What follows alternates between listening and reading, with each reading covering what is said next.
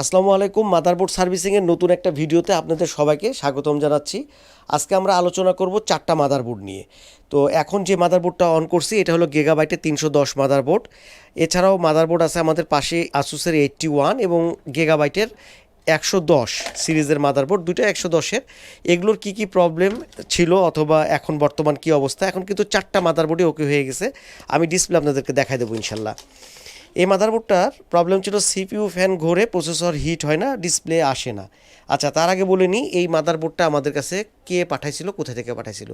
এ ভাই অবশ্যই আমাদের কাছে এর আগেও মাদারবোর্ড পাঠাইছে। আরিফ ভাই মংলা খুলনা থেকে আমাদের সব অ্যাড্রেসে সুন্দরবন কুরিয়ারের মাধ্যমে 4টা মাদারবোর্ড পাঠাইছিল। তো ফার্স্ট মাদারবোর্ড যেটা, এবং এই নাম্বারিংগুলো কিন্তু কি আরিফ ভাই করে দিয়েছে। আচ্ছা, আমি বক্সটা একটু দেখাই দিই, সেই সাথে একটু বক্সটা দেখাবো। আচ্ছা, বক্সটা আমি দেখাই দিচ্ছি আপনাদেরকে। এটা হলো আরিফ ভাইয়ের বক্স আর সুন্দরবন কুরিয়ারের কাগজ। এটা হলো আরিফ ভাই, মাধবী পোর্ট কলোনি, মংলা, বাগেরহাট। তো মাদারবোর্ড গিগাবাইট। আচ্ছা, আমি এটা বন্ধ করে দিই। তো এটার কি হয়, যেখানে মডেলটা দেওয়া আছে ভাই লিখে দিয়েছে সিপিইউ ফ্যান ঘোরে, প্রসেসর হিট হয় না, ডিসপ্লে আসে না। আপনারা তো ডিসপ্লে দেখছেন যে ডিসপ্লে আসতেছে। তো সিপিইউ ফ্যান ঘোরে, সিপিইউ হিট হয় না, ফ্যান ঘোরে সিপিইউ হিট হয় না, এর মানেটা কি? ডিসপ্লেটা কিন্তু অন করা মাত্রই দেখেন যতবার অন করবো ততবারই চলে আসবে। সিপিইউ হিট হয় না বলতে আমরা যেটা বুঝি সেটা হলো এই যে কোর সেকশান, এটাকে বলে সিপিইউ কোর সেকশান। এই কোর সেকশানে ভোল্টেজ তৈরি হয় না। তো যদি ভোল্টেজ তৈরি না হয় তাহলে কিন্তু আপনি কোনো দিনই ডিসপ্লে পাবেন না। এটা ছিল প্রবলেম, তাই তো? এখন এই প্রবলেম হলে, এই ধরনের প্রবলেম হলে আপনারা কিভাবে সলভ করতে পারেন সেটা নিয়ে আলোচনা করব। সেই জন্য আমি কি করছি, আমি আপনাদেরকে বোঝানোর সুবিধার্থে আমি কয়েকটা ডায়াগ্রাম ওপেন করে রাখছি। যেমন 310-এর ডায়াগ্রাম রাখছি, এছাড়াও 310-এর বোর্ড ভিউ রাখছি, গিগাবাইটের 110 মাদারবোর্ডেরও ডায়াগ্রাম রাখছি। গিগাবাইট 310 এবং গিগাবাইট 110 এটা কিন্তু একদম সিমিলার ডায়াগ্রাম, সিমিলার বোর্ড। ঠিক আছে, একটা বোর্ড যদি আপনি বুঝতে পারেন তাহলে আর একটা বোর্ডও আপনি নর্মালি করতে পারবেন। আর এই মাদারবোর্ডগুলোর কী হয় জানেন, এই মাদারবোর্ডগুলো কমন এই প্রবলেমগুলোই হয় যে আপনার অন অফ হবে, অথবা দেখা যাচ্ছে অন হয়ে ডিসপ্লে আসছে না, অথবা দেখা যাচ্ছে অনই হচ্ছে না, মানে পাওয়ারই পাচ্ছে না। এই হলো কমন প্রবলেম গিগাবাইটের। এটা হলো ডিবাগ কার্ড। আচ্ছা, আমি এখানে আরেকটু জিনিস বলে নিই। আমি আপনাদের সাথে অনেক কিছু শেয়ার করবো আজকের ভিডিওতে। এই ডিবাগ কার্ড থেকে আমরা একটা মাদারবোর্ডের স্টেট বুঝতে পারি যে মাদারবোর্ডটা কোন অবস্থানে আছে। মাদারবোর্ডটা যখন একদম লাস্ট পজিশনে যাবে, রান, যদি কোনো কারণে সিপিইউ জ্বলে থাকে তার মানে সিপিইউ নিতে পারছে না, রিসেট বাতি যদি জ্বলে থাকে তাহলে রিসেট নিতে পারছে না। এটা কমন, এটা আমরা একটা বুঝতে পারি যে এই লেভেলে মাদারবোর্ডটা আছে। আমি অফ করলাম। এখন এই মাদারবোর্ডে আরিফ ভাই বলে দিয়েছে সিপিইউ ফ্যান ঘুরে, ডিসপ্লে আসে না, মানে প্রসেসর হিট হয় না। দেখছেন?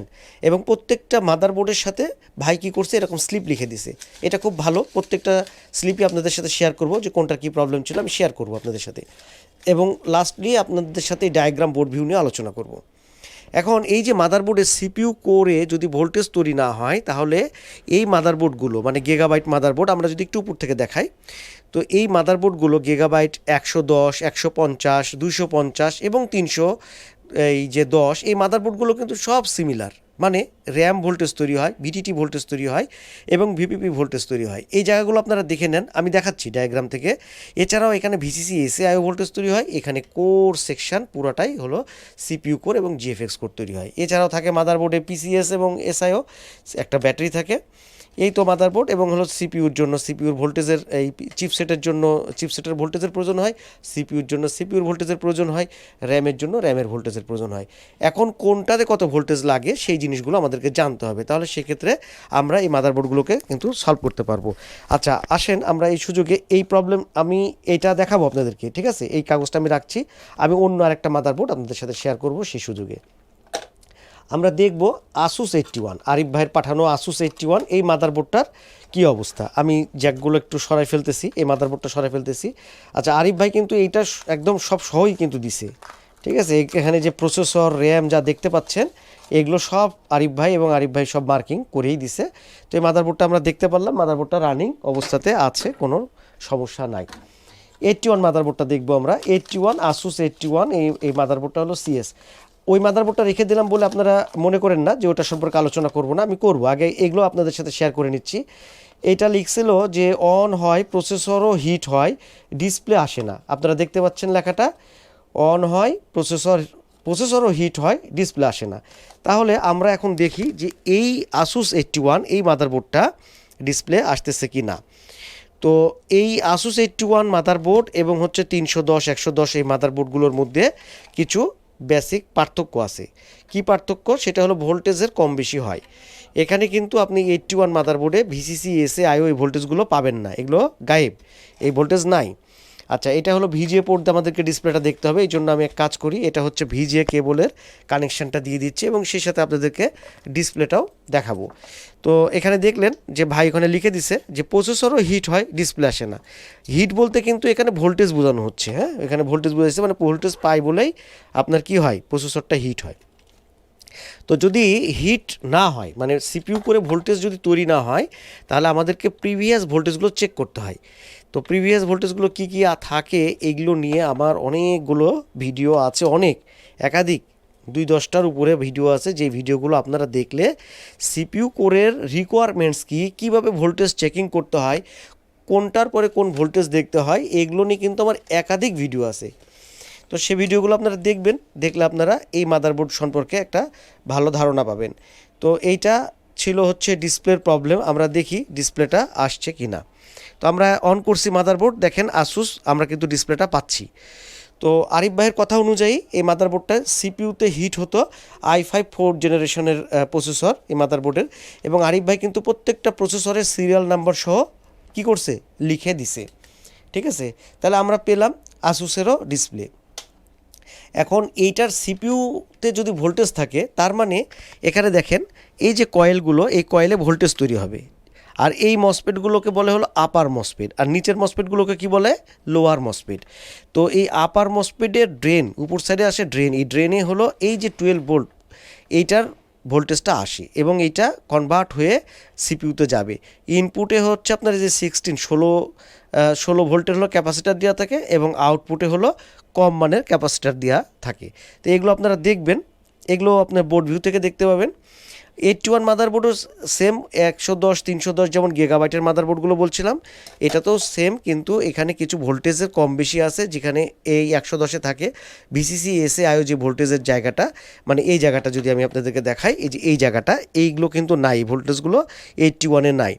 আচ্ছা, আমি এরপরে দেখব যে এইটার 110 মাদারবোর্ডে কী লিখছে। দেখেন এখানে লিখছে 110 মাদারবোর্ড সম্পর্কে যে বারবার অন অফ হয়, ডিসপ্লে আসে না।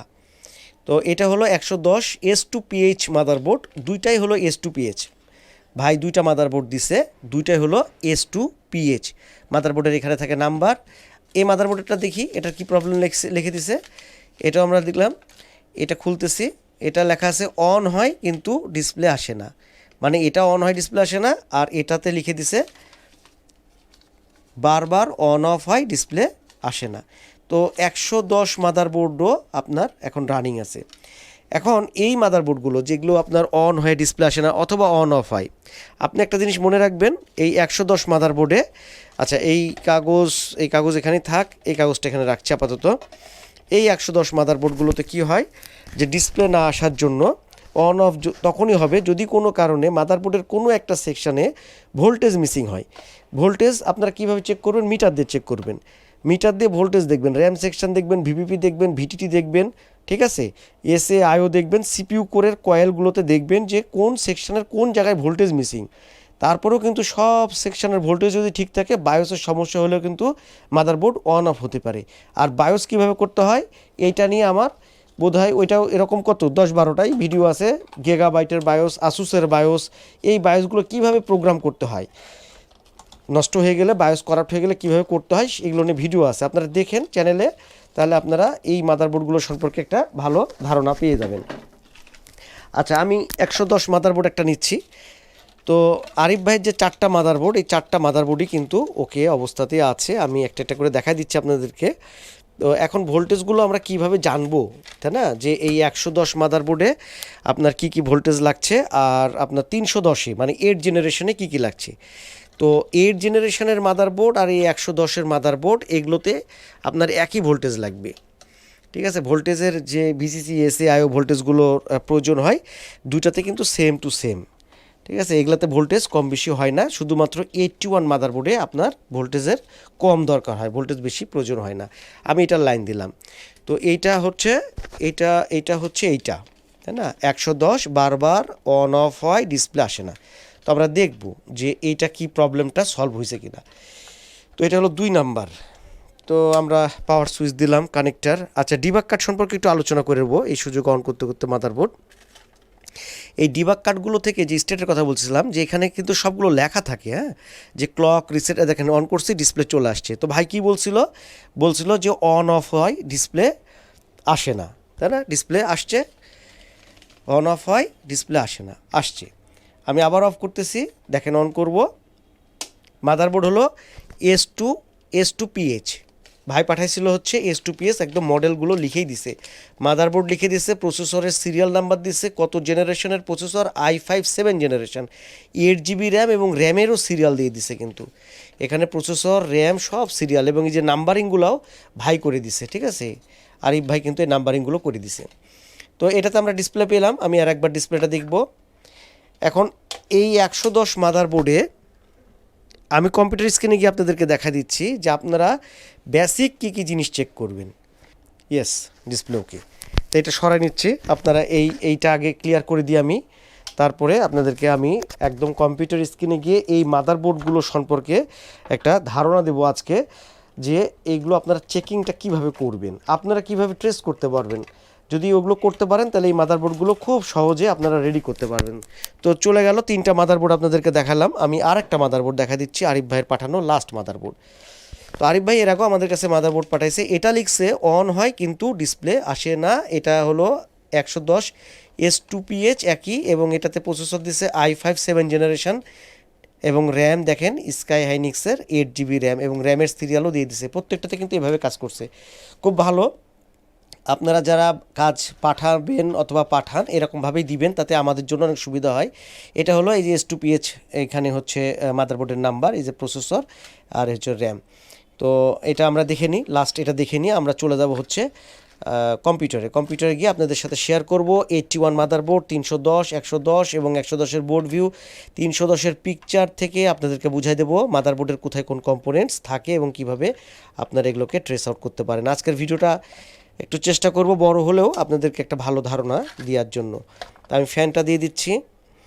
আর এই মাদারবোর্ডগুলো খুবই ইজি, এগুলো খুব সহজেই রিকভার করা যায়। আমরা অনেক সময় মাদারবোর্ড পাই যে মাদারবোর্ডগুলো অনেক হিট টিট দেওয়া থাকে, তখন কিন্তু মাদারবোর্ডগুলো রেডি করা যায় না। তো আমি এখানে HDMI কানেক্টারে, আমি HDMI পোর্টে কানেক্টারটা দিয়ে দিলাম।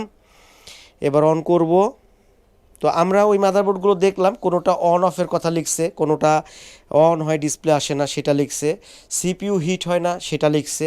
তো CPU তো হিট হচ্ছে, ডিসপ্লে আসছে না, এটাও কিন্তু আছে।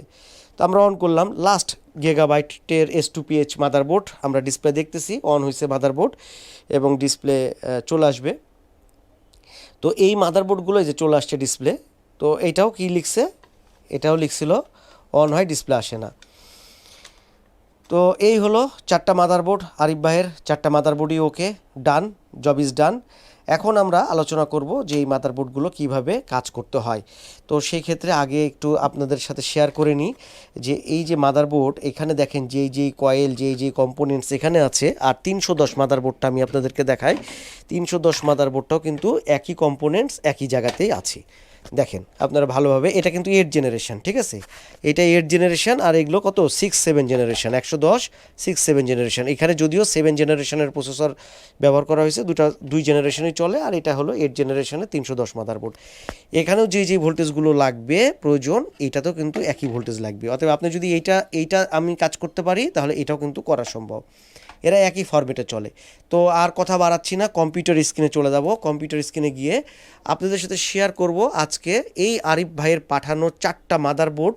এই 4টা মাদারবোর্ডের কোথায় কোনটা কি হয়েছিল, এটা একটা ফুল পিকচার 310-এর, এগুলো সম্পর্কে ডায়াগ্রাম এবং এস্টিমেটিক ডায়াগ্রাম এবং বোর্ড ভিউ সম্পর্কে। তো এই হলো গিগাবাইট 310 মাদারবোর্ড, এই যে পিকচারটা, এটা হলো গিগাবাইট 310। তো গিগাবাইট 310 মানে এটা দেখেন 8 জেনারেশন প্রসেসর। তো 8 জেনারেশন প্রসেসর সাপোর্ট করবে, তাই না? আচ্ছা, আর 110 মাদারবোর্ড কি করবে? 110 মাদারবোর্ড করবে হচ্ছে আপনার 6 এবং 7 জেনারেশন। এখন এদের যেই ভোল্টেজ রেল, সেটা সম্পর্কে আমাদেরকে একটা জানতে হবে যে এরা আসলে কাজ করে কি করে এই মাদারবোর্ডগুলো।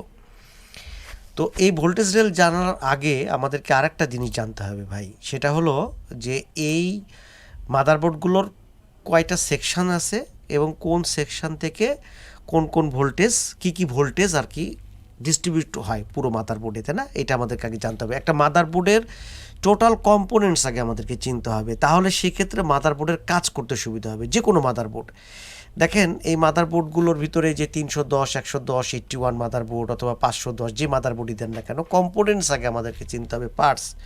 এটা খুবই জরুরি, কারণ একটা মাদারবোর্ডে যখন ভোল্টেজ আপনার তৈরি হবে তারপরে কিন্তু অনেকগুলো বিষয় আছে, যেমন পাওয়ার গুড আছে, রিসেট আছে, ক্লক আছে। তো আমি সেই বিষয়গুলো নিয়েও বেসিক ধারণা দেওয়ার চেষ্টা করব। এটা হলো এটিএক্স কানেক্টার, তাই না? এটা এটিএক্স কানেক্টার, এখান থেকে আমাদের মাদারবোর্ডে পাওয়ারটা ডিস্ট্রিবিউশন হয়। প্রথম যে দুটা ভোল্টেজ জেনারেট হয় সেটা হলো 5 ভোল্ট স্ট্যান্ড বাই তৈরি হয়, আর এইখানে আমাদের তৈরি হয় হলো 3 ভোল্ট ডুয়াল হয়, 3 ভোল্ট পিসিএস হয়। ভাই মাদারবোর্ড যখন পাওয়ার পাবে না তখন আপনি এই জিনিসগুলো দেখবেন যে আমার 3 ভোল্ট পিসিএস তৈরি হচ্ছে কিনা, 3 ভোল্ট ডুয়াল তৈরি হচ্ছে কিনা, এগুলো চেক করবেন। আর এখানে একটা লজিক থাকে, এখানে হচ্ছে দেখেন এটা হলো পি চ্যানেল, হ্যাঁ, পি চ্যানেল মসফেট। আচ্ছা আমি একটা কাজ করি, এটাকে আরেকটু বড় করি আপনাদের বোঝার সুবিধার্থে। আমি এর জেনারেশনটা দিয়ে দেখাচ্ছি আপনাদেরকে, ঠিক আছে? তো এইটা হলো পি চ্যানেল মসফেট থাকে, আর একটা হলো এন চ্যানেল মসফেট থাকে। এন চ্যানেল মসফেটের ড্রেন সাইডে আপনার এই 5 ভোল্ট স্ট্যান্ড বাইটা অবস্থান করে। যখন আপনি সুইচ করবেন তখন এখানকার 5 ভোল্টটা আপনার একদম পুরোপুরি 5 ভোল্ট ডুয়ালের পুরো লোড যেটা হয় সেই লোড ভোল্টেজটা আপনার পুরো মাদারবোর্ডে ডিস্ট্রিবিউশন হবে। এখন কোথায় কোথায় যাবে এটা আপনি যদি জানতে চান তাহলে সেক্ষেত্রে যে কাজটা করতে হবে, আপনি এরকম একটা বোর্ড ভিউ নিতে পারেন, যেই বোর্ড ভিউ আপনাকে আপনার মাদারবোর্ডের লক্ষ্য টার্গেটে পৌঁছায় দিবে যে এই ভোল্টেজটা এখান থেকে কোন কোন জায়গায় যেতে পারে। যেমন এইটা এখানে লেখা আছে দেখেন Q30, এখানে কি লেখা আছে দেখেন, এখানে আর একটু বড় করি আপনারা দেখেন আগে জিনিসটা। মাদারবোর্ড তো আসলে কাজ করাটা, এ দেখেন এখানে ছোট্ট করে লেখা আছে Q30, এই যে Q30, তার মানে এই পার্টসটা Q30 হিসাবে ডিজাইন করা হয়েছে। রিডার যেটা আপনার ডায়াগ্রাম বলে, সেই ডায়াগ্রামে Q30 হিসাবে যদি আপনি সার্চ দেন তাহলে এটাকে আপনি পেয়ে যাবেন। তো এটা হলো ধরেন এটা হলো 310 মাদারবোর্ডের ডায়াগ্রাম, তাই না? এই দেখেন 310 মাদারবোর্ডের ডায়াগ্রাম। এখান থেকে আমরা সার্চ করব কি বলেন তো, আমরা সার্চ করব Q30। তাহলে সেক্ষেত্রে আমরা চলে যাব কার কাছে, সেই ভোল্টেজটার কাছে। আমরা এখানে যাব, কন্ট্রোল F দেব, এখানে Q30 আমরা দেব। তো Q30-তে যদি আমরা দিই তাহলে সেক্ষেত্রে এখানে তিনটা পাইছে, তিনটা জিনিসের মধ্যে Q30-তে আমরা দেখতে পাবো এই যে 5 ভোল্ট ডুয়াল, এই 5 ভোল্ট ডুয়াল ভোল্টেজটা তৈরি হয় হচ্ছে এইখান থেকে এন চ্যানেল মসফেট, আর এখানে পি চ্যানেল মসফেট। তো পি চ্যানেল মসফেটের একটা লজিক আছে, এটা গেটে লো থাকে এবং এন চ্যানেলের এটা হাই যখন আসবে 12 ভোল্ট আফটার সুইচিং তখনকার এই ডুয়েল ভোল্টেজটা স্টেবল হবে। এবং এই ডুয়েল ভোল্টেজটা কোথায় কোথায় যাবে এটা যদি আমরা দেখতে যাই তাহলে এখানে যদি আমরা ক্লিক করি, এই যে ইয়েলো কালার হয়ে যাচ্ছে এগুলো, এখানে আমাদের ডুয়েল ভোল্টেজটা আছে। এটা হলো সিম্পল বোঝার নিয়ম, ঠিক আছে? এখানকার সাথে কানেক্টেড আছে মোট কথা। এখন মাদারবোর্ডের পার্টস চেনা আমাদের কাজ করার সময় খুবই জরুরি, এটা আমাদেরকে আগে চিনতে হবে। তো শুধু আগেই মাদারবোর্ডে হিট দেব কিংবা এই আইসি খুললাম ওই আইসি খুললাম তাহলে কিন্তু মাদারবোর্ড ঠিক হবে না। তো মাদারবোর্ডের পার্টসের ভিতরে এই সব মাদারবোর্ডে যেগুলো থাকে সেগুলো হলো ক্যাপাসিটার ব্যবহার করা হয়, ট্রানজিস্টর ব্যবহার করা হয়, ডায়োড ব্যবহার করা হয়, ঠিক আছে, এলডিও ব্যবহার করা হয়, অ্যাম্প্লিফায়ার ব্যবহার করা হয় 358, ভিআরএম চিপ কোর সেকশনে ভোল্টেজ দেওয়ার জন্য ভিআরএম চিপ ব্যবহার করা হয়, চিপসেট পুরো কন্ট্রোলিং করে পিসিএস প্ল্যাটফর্ম কন্ট্রোলার হাব, এর একটা মেন চিপ ব্যবহার করা হয়। এছাড়াও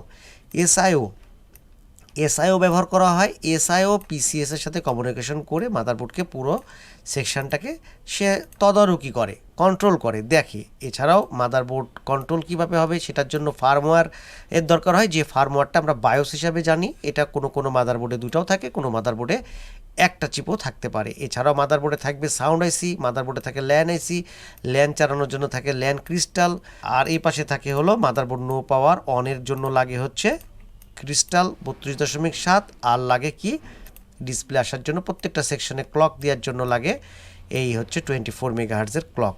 মেগাহার্টজ আর এটা হলো কিলোহার্টজ, দুই জিনিস। তো মাদারবোর্ডের কম্পোনেন্টসগুলো চিনতে হবে আমাদেরকে, ক্যাপাসিটর, এগুলো কয়েল, এগুলো মসফেট, তো এই কম্পোনেন্টসগুলো ট্রানজিস্টর এরকমভাবে আমাদেরকে এগুলো চিনতে হবে। এই দুটা র্যামের স্লট, মাদারবোর্ডে 4টাও র্যামের স্লট থাকতে পারে, কোন মাদারবোর্ড কত জেনারেশন সাপোর্ট করবে এরকমভাবে আপনার লেখা থাকে, এখান থেকে আমরা পরিষ্কার বুঝতে পারবো। এছাড়াও মডেলটা এইভাবে দেওয়া থাকে। তো আমরা এইভাবে মাদারবোর্ড দেখব। এখন এই যে মাদারবোর্ড 110, তাই না, 110 মাদারবোর্ডটা আমরা যে এই যে অন অফ হচ্ছে, দেখেন এই পেজটা আমরা ফলো করব। এই পেজটা আমি বারবারই দেখাই আপনাদেরকে, আপনারা এর আগেও আমার ভিডিওতে দেখছেন। এই জিনিসটা যদি আপনারা ধরেন, আপনারা যে কোনো মাদারবোর্ড ভাই নিজেরাই করে ফেলতে পারবেন। এটা কিন্তু দেখেন 310 মাদারবোর্ডের পেজের লাস্ট এটা দিয়ে আছে 310, ঠিক আছে। আর আমি আর একটা জায়গায় আমি দেখা দিচ্ছি আপনাদেরকে, এটা হলো 110, এই পেজটাই, এই যে এটা 110 সিলেকশন করছি, এখন যেখানে আছে আমি সেটা হলো 110।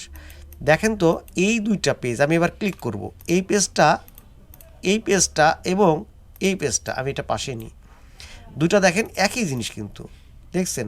তার মানে একটা যদি আপনি ট্রেস আউট করতে পারেন, একটা যদি সলভ করতে পারেন, তাহলে বাকিগুলো করতে পারবেন। প্রথমত ভিআরএম চিপ কি কি কন্ট্রোল করবে এটা আপনি দেখবেন, যে ভিআরএম চিপ আসলে কন্ট্রোল করে দুইটা জিনিস, একটা ভিকোর সিপিইউ কোর আর একটা হলো জিটি গ্রাফিক্স কোর, এছাড়া ওর কোনো কাজ নাই। তাহলে এইটা হচ্ছে এই চিপ, এই যে এইটা হলো ভিআরএম চিপ, ঠিক আছে, যেটা এখন আমি মার্কিং করলাম যে দুটা জিনিস দেখবে, তদারকি করবে, হলো সিপিইউ কোর দেখবে আর গ্রাফিক্স কোর দেখবে, এছাড়া এর কোনো কাজ নাই। তাহলে এটা কিভাবে চলে, এর কি কি ভোল্টেজ লাগে, এইটা নিয়েও ভিডিও আছে আমার, ওইটা আজকে আলোচনা করছি না।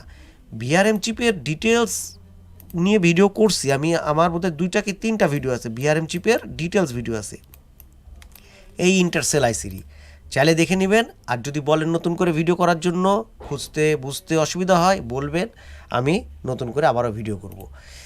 তো এই চিপটার কাজ আমরা কি দেখলাম, এই চিপটা 310 মাদারবোর্ড এবং 110 মাদারবোর্ডে একই কিন্তু সিপিইউ কোর এবং গ্রাফিক্স কোর তৈরি করবে। এবার আসেন পাওয়ার রেল, পাওয়ার ডিস্ট্রিবিউশনটা আমরা দেখব। পাওয়ার ডিস্ট্রিবিউশনটা একই সিস্টেম, ভিসিসি এবং স্ট্যান্ড বাই, এই দুইটা একটা মসফেটে আসবে, এই মসফেট থেকে ডুয়াল ভোল্টেজ তৈরি হবে। এই জায়গাটায় কিন্তু যে Q30টা দেখাচ্ছিলাম, সেই জায়গাটা ডুয়াল ভোল্টেজ 5 ভোল্ট ডুয়াল থেকে কি হবে 3 ভোল্ট ডুয়াল ভোল্টেজ তৈরি হবে, হতেই হবে ভাই, এই ভোল্টেজগুলো হতে হবে। এগুলো কি L1085, এটা দিয়ে একটা লিনিয়ার রেগুলেটর এলডিও, এটাতে 3 ভোল্ট ডুয়াল তৈরি হবে, এবং হচ্ছে RT8120, এটা একটা চিপ, এই চিপ দিয়ে VDDQ মানে 1.2 ভোল্টেজ তৈরি হবে। আচ্ছা, ভোল্টেজ কত তৈরি হবে দেখেন, এখানে বড় করে দেখায়, র্যাম স্লটের মাঝখানে আপনি দেখতে পাবেন ভোল্টেজে, দেখেন 1.2 ভোল্ট, দেখছেন দুটা স্লটে মাঝে আপনার 1.2 কী করছে লিখে দিছে। তাহলে এখানে কত ভোল্টেজ তৈরি হবে, আপনি এখান থেকে বুঝতেই পারলেন যে র্যামের ভোল্টেজটা 1.2 তৈরি হবে। এর নামটা কি ভাই, র্যাম ভোল্টেজ আমরা বলছি, মাদারবোর্ড বলতেছে VDDQ, এবং এই VDDQ এই র্যাম ভোল্টেজটা থেকে কি ভোল্টেজ তৈরি হবে, VTT ভোল্টেজ, র্যাম VTT, এটার চিপ নাম্বার কত RT9045, এবং এই র্যাম ভোল্টেজটা থেকে LM358, এটা একটা অ্যাম্প্লিফায়ার, এই অ্যাম্প্লিফায়ার থেকে VCC-SA ভোল্টেজ এবং VCC-IO ভোল্টেজ, এই দুটা ভোল্টেজ সিপিইউর জন্য দরকার হয়। তো এই দুটা ভোল্টেজ তৈরি হতে হবে। তাহলে RT9045 থেকে DDR VTT কোথায় থাকে, DDR VTT এখানে থাকে, র্যামের পাশেই DDR VTT, এই যেখান থেকে DDR VTT এটা তৈরি হবে, র্যাম ভোল্টেজটা তৈরি হবে র্যাম স্লটের পাশে যে কয়েল দিয়ে থেকে। এছাড়াও আর একটা ভোল্টেজ তৈরি হবে যেটার নাম হলো VPP, যেটা র্যামের জন্য দরকার হবে, সেটা হলো ঠিক এইখানে। তাহলে 3টা ভোল্টেজ র্যামের জন্য তৈরি হয়ে গেল। সিপিইউর জন্য কয়টা ভোল্টেজ তৈরি হলো, সিপিইউর জন্য 2টা ভোল্টেজ, আমরা দেখতেছি সিপিইউ কোর এবং গ্রাফিক্স কোর। এছাড়াও সিপিইউর জন্য এক্ষুনি যেটা বলতেছিলাম যে LM358, এটা দিয়ে তৈরি হবে VCC-SA এবং IO, এই দুইটা ভোল্টেজ তৈরি হবে 1.05 এবং 0.95, এই দুইটা ভোল্টেজ তৈরি হবে VCC-SA এবং VCC-IO, এই ভোল্টেজগুলো। তাহলে সেক্ষেত্রে মাদারবোর্ডটা পরিপূর্ণভাবে চলবে এবং অন অফ হবে না। এবং স্ট্যান্ড বাই ভোল্টেজ থেকে যেটা বলছিলাম 3 ভোল্ট PCS ভোল্টেজ তৈরি হবে L11 মানে 1117, কোনটা সেটা আমরা পিকচারে যাই, ওই 110এও যা 310এও তা, এটা চিপসেটের পাশেই আপনারা পাবেন, এটাই হলো সেই জিনিসটা, এটা হলো চিপসেট PCS-এ যাবে, এটার নাম্বার কত NQ9। চলেন ঘুরে আসি ডায়াগ্রাম থেকে, 310এই যাই আমরা, 310-এ যাই আমরা, NQ9, 9 দিলাম ইন্টার। NQ9 দিয়ে যখন ইন্টার দেব, এবার NQ9 কোথায় নিয়ে গেছে আমাদেরকে দেখেন, NQ9 নিয়ে গেছে এখানে লিখে দিছে।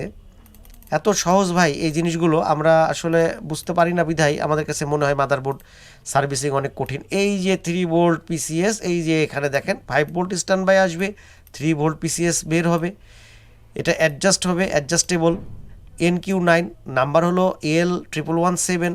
এটা কি জিনিস, এটা কপি করে নেন, কপি করে ডাটাশিট গুগল থেকে নামান, ডাটাশিট পড়েন, হয়ে যাবে, একদম সহজ জিনিস। ওকে ফাইন, এখন এই সেকশনটা আপনারা এভাবে কভার করবেন, ঠিক আছে।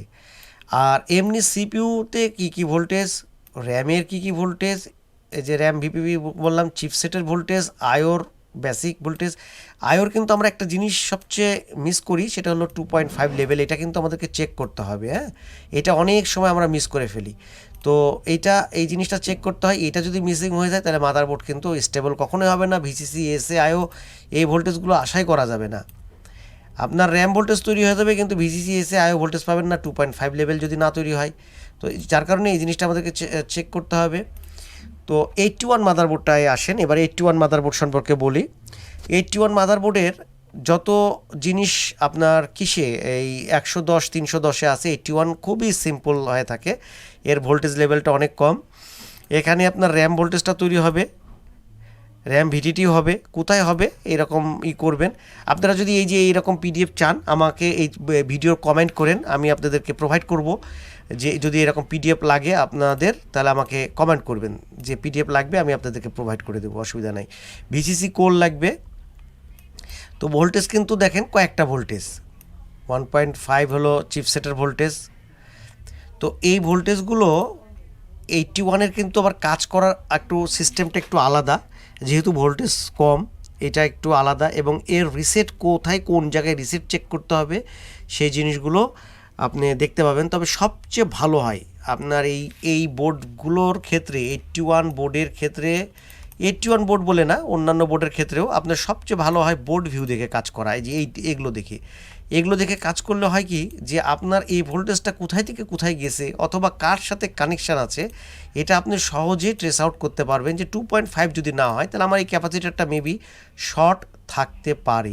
এটা কি জিনিস, এখান থেকে কপি নেন, কপি নেওয়ার পরে আমি কত মাদারবোর্ড আছে 310-এ, এখান থেকে যাই আমি ডায়াগ্রামে যাই, ডায়াগ্রামে গিয়ে আমি 310-এ গেলাম, সার্চে গেলাম, সার্চে আমি এখানে পেস্ট করব, পেস্ট করে ইন্টার দিলাম, ইন্টার দিলে আমি চলে যাবো সেই জায়গাটাতে। কোন জায়গাতে যাবো বলেন, 2.5 লেভেলের সাথে কোন ক্যাপাসিটারটা আছে। তো এটা কী জিনিস সেটা আমরা এখান থেকে দেখতে পাবো যে এটা কী জিনিস। তো এইভাবে আমরা খুব সহজে মার্কিং করতে পারবো যে কোন জায়গায় কোন কম্পোনেন্টসটা থাকবে এবং সেটা কি কাজে ব্যবহার হচ্ছে, সেটা ডায়াগ্রাম এবং বোর্ড ভিউ দুইটার যদি কম্বিনেশন করে কাজ করা যায় তাহলে কম বেশি আপনি ম্যাক্সিমাম বোর্ডকেই রেডি করতে পারবেন।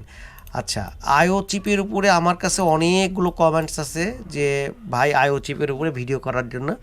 আমি রিসেন্ট করব ইনশাল্লাহ ভাই, আপডেট জেনারেশনের উপরে করব, 510 এরকম 10, 11, 12 জেনারেশনের মাদারবোর্ডের গিগাবাইট হতে পারে, আসুস হতে পারে, যে কোনো মাদারবোর্ডের এই আইও চিপের পিন ডিটেলস, পিন সম্পর্কে আপনারা কোন কোন পিন নো পাওয়ারের ক্ষেত্রে চেক করবেন, অথবা আপনার ভোল্টেজগুলো, সিগন্যালগুলো কোনগুলো চেক করবেন, পাওয়ার গুড কীভাবে চেক করবেন। আমি এর আগে 150 মাদারবোর্ডের একটা ফ্লো চার্ট দেখাইছিলাম, আপনাদের মনে আছে হয়তো বা ওই ভিডিওটাতে, যে আমি দেখাইছিলাম আপনাদেরকে যে কোনটার পরে কিভাবে পাওয়ার গুড।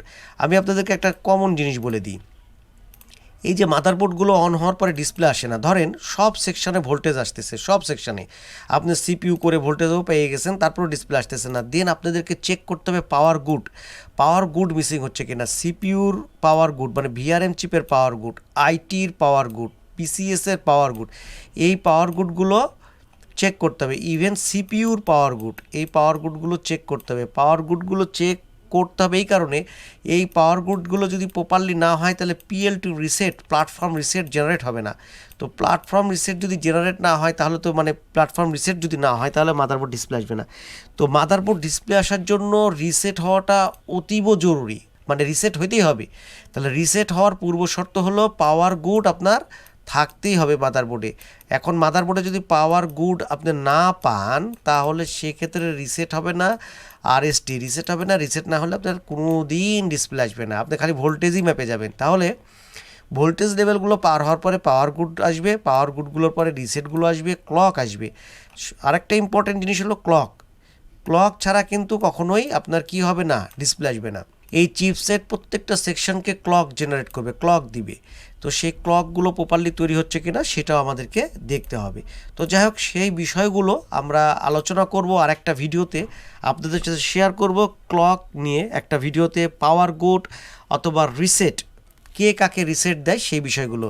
তো আমি আজকে আপনাদের সাথে শেয়ার করলাম আরিফ ভাই মংলা থেকে পাঠানো, মংলা খুলনা থেকে 4টা মাদারবোর্ড। এই 4টা মাদারবোর্ডের মধ্যে 81 আসুস এবং হচ্ছে 2টা 110 মাদারবোর্ড এবং একটা হচ্ছে 310 মাদারবোর্ড। এগুলো ডিসপ্লে আপনাদেরকে দেখালাম এবং এগুলো সম্পর্কে আলোচনা করার চেষ্টা করলাম, যতটুকু সম্ভব বেসিক আপনাদেরকে ধারণা দেওয়া যায়। আপনারা যখন কাজ করবেন তখন একদম স্টার্টিং থেকে, স্টার্টিং বলতে এখানে যখন স্ট্যান্ড বাই ভোল্টেজটা তৈরি হয়ে কনভার্ট ভোল্টেজগুলো আমাদের হচ্ছে কিনা, ডুয়াল পিসিএস এগুলো হচ্ছে কিনা, তারপরে সুইচে ভোল্টেজ আসতেছে কিনা 3 ভোল্ট, আয়োর স্ট্যান্ড বাই ভোল্টেজগুলো আছে কিনা, এইটা শোনেন। এটা আলাদাভাবে কিছু ওইরকমভাবে না, আপনি যদি এখানে এই আয়ো চিপের কাছে এসে স্ট্যান্ড বাই ভোল্টেজগুলো দেখেন, এই যে স্ট্যান্ড বাই, ঠিক আছে, এরকম ভোল্টেজগুলো আপনারা দেখতে পাবেন যে ভোল্টেজগুলো তৈরি হচ্ছে কিনা, এই ভোল্টেজগুলো আসছে কিনা। এই দেখেন প্রত্যেকটা ইয়ার 96 নাম্বার পিন মানে আয়ো চিপের লাস্ট পিনগুলোতে এগুলো দেখবেন যেগুলো আসতেছে কিনা। তারপরে তো আয়োর অনেকগুলো পিন আছে, সিগন্যাল আছে, যে পাওয়ার বাটন, আমরা যে পাওয়ার বাটন ক্লিক করতেছি সেই পাওয়ার বাটনটা আসতেছে কিনা। আবার এই পাওয়ার বাটনটা আবার এ হচ্ছে চিপসেটের কাছে থ্রো করবে, হাই লো হাই 303 এটা থ্রো করবে, এইটা থ্রো করছে কিনা। তো এই জিনিসগুলো ভাই একটা একটা করে দেখতে হবে তখন, ঠিক আছে। তা আমি রিসেন্ট করব ভিডিও ইনশাল্লাহ, আপনারা চাইলে, আপনারা বলছেন অবশ্যই আয়ের উপরে যেহেতু বলছেন আয়ের উপরে ভিডিও করে দেবো। আর অন্যান্য সেকশনে যদি বলেন, যেমন পাওয়ার গুড, রিসেট, ক্লক, এগুলো সেকশনে যদি বলেন সেগুলো নিয়েও ডিটেলস ইনশাল্লাহ ভিডিও করব খুব সহজে। আর এই 12 ভোল্ট সম্পর্কে বলি, এই 12 ভোল্টটা দিয়ে অ্যাকচুয়ালি সিপিইউ কোর সেকশনে যেই ভোল্টেজটা লাগে ড্রেনের এই আপার মসফেটগুলোতে, সেই মসফেটগুলোতে ড্রাইভ করার জন্য এই 12 ভোল্টের প্রয়োজন হয়। এবং এই 12 ভোল্টটা কিন্তু ভিআরএম চিপেও নিবে, এই কারণে ভিআরএম চিপ নেয় এই মসফেটগুলোকে গেট করার জন্য। যেহেতু আপার মসফেট হাই মসফেটকে গেট করার জন্য তখন তার এই 12 ভোল্টের প্রয়োজন হয়। আর এই চিপটা চলার জন্য, চিপ চলার জন্য 5 ভোল্টের প্রয়োজন হয়। তো সে 2টা ভোল্টেজ নিবে এবং হচ্ছে ডাটা ক্লক অ্যালার্ট, যেটা হলো 1.05 VCCST PL এর মধ্যে দিয়ে SVID ডাটা ক্লক অ্যালার্টটা সিপিইউ এবং ভিআরএম চিপের মধ্যে আদান প্রদান হবে। দেন এই কোর সেকশনে কত ভোল্টেজ তৈরি হবে, সিপিইউ চাবে যে তার কত ভোল্টেজ দরকার, i5 হলে একরকম, i7 হলে আর একরকম, i3 হলে আর একরকম। এটা তখন সে অনুযায়ী এই চিপটা কী করে, এই কয়েলগুলোতে ভোল্টেজ প্রোভাইড করে। ভোল্টেজ তৈরি হয় কীভাবে, এই মসফেট আর এই মসফেট অন অফ হয়। সেটা আপনি ডিওসো দিয়ে যদি চেক করেন খুব সহজে দেখতে পাবেন যে কীভাবে মাদারবোর্ডটা অন অফের মাধ্যমে কী হয়, ভোল্টেজটা তৈরি হয় এবং সেই ভোল্টেজটা কয়েল হয়ে, এই কয়েল মসফেট হয়ে কয়েল হয়ে সিপিইউতে চলে আসে। তো এইটা হলো ভোল্টেজ লেভেল। তারপরে পাওয়ার গুড, তারপরে আপনার ক্লক হবে, রিসেট হবে, এই তো ডিসপ্লে চলে আসবে তারপরে। তো যাই হোক, আজকে একটা বেসিক ধারণা দেওয়ার চেষ্টা করলাম আপনাদেরকে মাদারবোর্ডের এই কয়েকটা সেকশনগুলো। আপনারা ভোল্টেজ লেভেলগুলো দেখবেন, পাওয়ার গুড দেখবেন, রিসেট দেখবেন, এগুলো আপনি একটা একটা করে সার্চ দিবেন, তাহলেই আপনি বুঝতে পারবেন যে এইটা, এই সিগন্যালটা এরপরে কোন সিগন্যালটা হবে, এনপিসিএস, পাওয়ার গুড, এটা কোথায় যাবে, কখন যাবে, এগুলো সম্পর্কে জানতে চাইলে আপনারা কমেন্ট করেন, আমি ডিটেলস ভিডিও করব। আসলে মাদারবোর্ডের ভিডিওতে একটা ভিডিওতে কখনো একটা মাদারবোর্ড বলা কখনো সম্ভব না। আজকের ভিডিওটা যদি এমনি ভালো লাগে আপনাদের কাছে, তাহলে অবশ্যই কী করবেন, লাইক দিয়ে দিন। আর আমাদের এই ছোট্ট চ্যানেলে আপনারা যারা নতুন প্রথম ভিজিট করতেছেন, সাবস্ক্রাইব করেন নাই, তো রিকোয়েস্ট থাকবে সাবস্ক্রাইব করার জন্য।